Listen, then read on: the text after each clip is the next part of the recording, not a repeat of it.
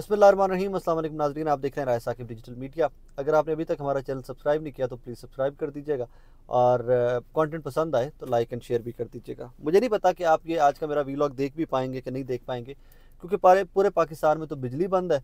और बिजली बंद होने के बाद मेरा खुद अपना मोबाइल फ़ोन जो है वो तकरीबन आधा दिन तो बंद रहा, और इवेंचुअली फिर मैंने गाड़ी के अंदर चार्ज किया एंड एवरीथिंग। तो मुझे नहीं पता कि कितने लोगों का मोबाइल फ़ोन ऑन होगा, कितने लोगों के घरों में बिजली आ रही है और कौन देख सकेगा कौन नहीं देख सकेगा। बहरहाल नाज़रीन, ये दिन आज का याद रखा जाएगा, क्योंकि महज़ब दुनिया के अंदर जहाँ पर 2 घंटे का पावर ब्रेक डाउन हो तो उसके ऊपर तखमीना लगाया जाता है कि इस 2 घंटे के ब्रेक डाउन के अंदर मुल्क की मईशत का और मुल्क का कितना नुकसान हुआ है। लेकिन पाकिस्तान है, इतने अन्नी पिपिंदी कुत्ते पे खाने वाली कहानी है। सुबह 7:30 बजे के करीब मुझे बताया कि मैं सो रहा था दैट टाइम, मुझे बताया कि 7:30 बजे के करीब बिजली बंद हुई है। और उसके बाद जब मैं आपसे मुखातिब हूँ कि 8 बज रहे हैं, 7:30 8 बज रहे रात के, और अभी तक बिजली बंद है। कम से कम जिस एरिया में मैं रहता हूँ और जहाँ मेरा दफ्तर है लाहौर के अंदर, तो मुझे कहीं पर बिजली नज़र नहीं आई 7:30 8 बजे तक। और यही हालात मुझे पूरे मुल्क के बताए जा रहे हैं। अब इसके अंदर अजीब सी बात है कि 10 घंटे बाद आपका और मेरा तवानाई का वजीर जो है खुरम दस्तगीर साहब, वो तशरीफ़ लाते हैं और आकर एक सरसरी सी कहानी सुनाकर चले जाते हैं कि जी पावर ब्रेक डाउन हुआ है, ये वजूहात थी, ये वजूहात थी, हम कोशिश कर रहे हैं, हमारा स्टाफ लगा हुआ है, ये है वो है एंड ऑल दैट। और 10 घंटे बाद पावर ब्रेक डाउन के 10 घंटे पूरा मुल्क अंधेरे में डूबा रहा। और 10 घंटे बाद आपके वजीर को याद आया कि अच्छा मैं कौम को भी बता दूं कि व्हाट एक्चुअली हैपेंड, वजह क्या बनी। चलें ठीक है, शुक्र है आपको फिर भी एहसास हो गया कि कोई लोग हैं चार जिनको आप जवाब दे भी हैं। 22 करोड़ वैसे नंबर है उनका, लेकिन चलें आपने ये भी आपकी मेहरबानी कि अगर आपने समझा कि आप मुल्क और कौम को भी जवाब दे हैं तो।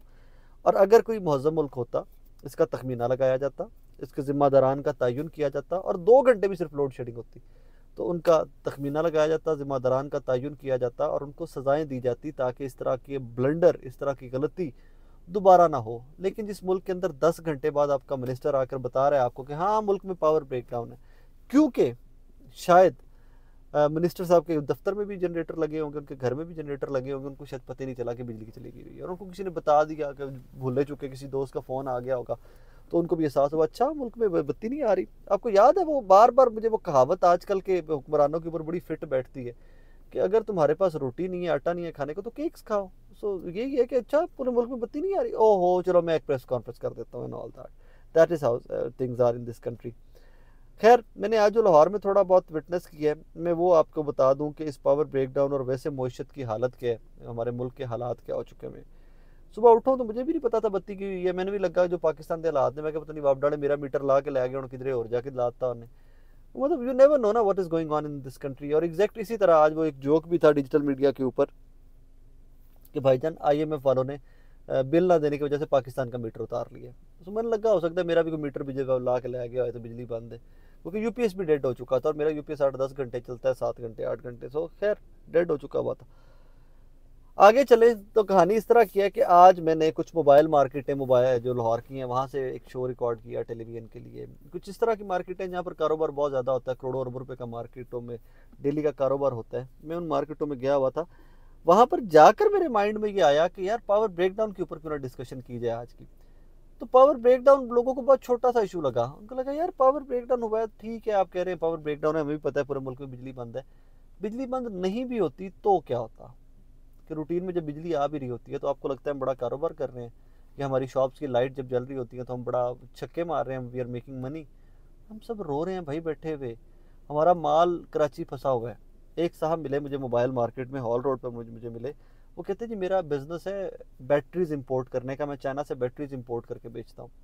मेरे कंटेनर कराची आकर फंसे हुए हैं, मैं उनकी पेमेंट कर चुका हूँ, डॉलर्स में पेमेंट करनी थी मैं उनकी कर चुका हूँ, क्लियरेंस के पैसे देने हैं, मैंने इसका बंदोबस्त भी खुद से कर लिया। हुकूमत फिर भी मेरा कंटेनर क्लियर नहीं होने दे रही। अब मेरा कारोबार है बैटरीज का। बैटरीज अगर जिस तरह पैक्ड पड़ी हुई है कंटेनर्स के अंदर, वो 2 महीने पड़ी रहेंगी तो मेरे करोड़ों रुपए का नुकसान है, क्योंकि बैटरी जिस पैटर्न में पैक होती है उसी पैटर्न में उसको पैक नहीं रखा जा सकता, उनको खोलना पड़ता है हवा या पता नहीं what ever the procedure is. लेकिन अगर वो बैटरी उसी तरह पड़ी रहे तो उनको करोड़ों अरबों रुपए का नुकसान। इसी तरह उसके बाद इंपोर्टर के बाद आ जाता है होलसेलर।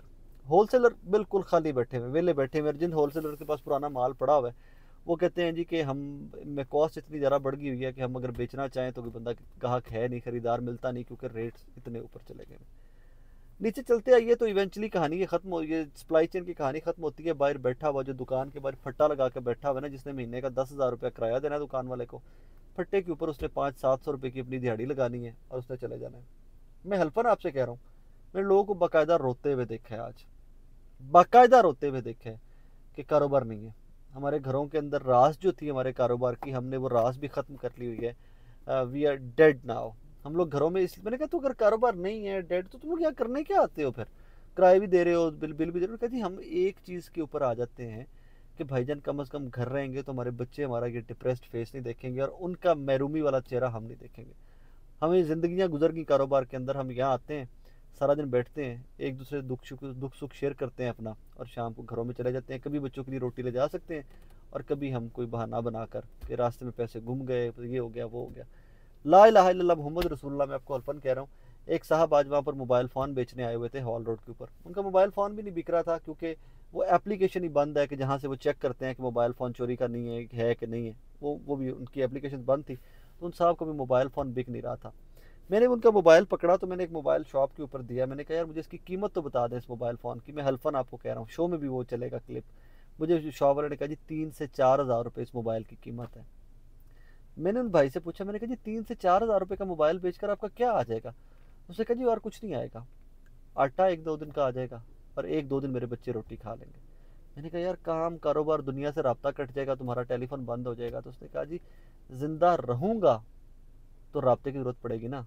अगर भूख से मेरे बच्चे घर में बैठे हुए मर रहे हो तो मैंने राब्ते का क्या करना है? मोबाइल फ़ोन फिर आहिस्ता आहिस्ता ले लूँगा। अगला सवाल मेरा ये था, आपकी डेली इनकम क्या है कि आप मोबाइल फ़ोन खरीद लेंगे? उसने कहा जी जब कभी दिहाड़ी लग जाए, मैं ये रेवड़ियाँ और ये चने बेचता हूँ, और आज वो भी नहीं ला सका क्योंकि मंडी में गया हूँ, उन्होंने कहा जी रेट बहुत ज़्यादा है, तो मैं आज वो भी नहीं खरीद सका।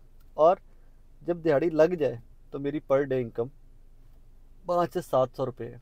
अब उस 4 हज़ार रुपये के मोबाइल फ़ोन को इकट्ठा करने के लिए भी मेरे उस भाई को कितना काम करना पड़ेगा वो मैं आप पे छोड़ देता हूँ। और ये मुल्की हालात हैं आपके पाकिस्तान के। आज मैं आपसे मुखातिब गाड़ी में से बैठ गया हूँ क्योंकि गाड़ी की बत्ती जल रही है और मेरा मोबाइल फ़ोन चार्जिंग के ऊपर लगा हुआ है।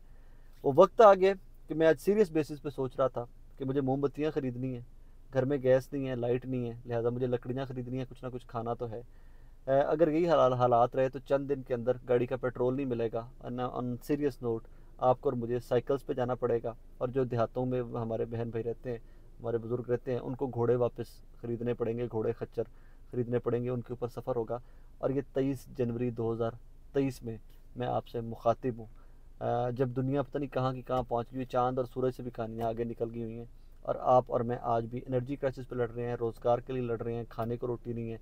लेकिन एट द सेम टाइम हम मुस्लिम उम्मा के लीडर हैं, बिकॉज हम न्यूक्लियर पावर हैं, हम सिपह सालार हैं मुस्लिम उम्मा के। कोई लानत भी नहीं भेजता आप पे और मुझ पे, यकीन माने। जब आपके पेट में रोटी नहीं है, जब आपके पास खाने को नहीं है, आप किसी को लीड क्या कर सकते हो? पैरों पे नहीं खड़े हो सकते, आपने किसी को क्या लीड करना है? और ये लॉलीपॉप हमें लोग देते हैं। मैं इसमें आज एक बड़े दुख के साथ आपसे जाते जाते एक चीज़ गोशगुजार करना चाहता हूँ, गुजारिश करना चाहता हूँ। मैं बागी किस्म का आदमी हूँ, मैं कभी ये मानने को तैयार नहीं था कि मैं मेरे जैसे लोग इस्टेब्लिशमेंट के आगे या किसी एक फोर्स के आगे कि जो वोट की ताकत के बगैर मुल्क चलाने की कोशिश करे, उसके आगे घुटने टेकेगी।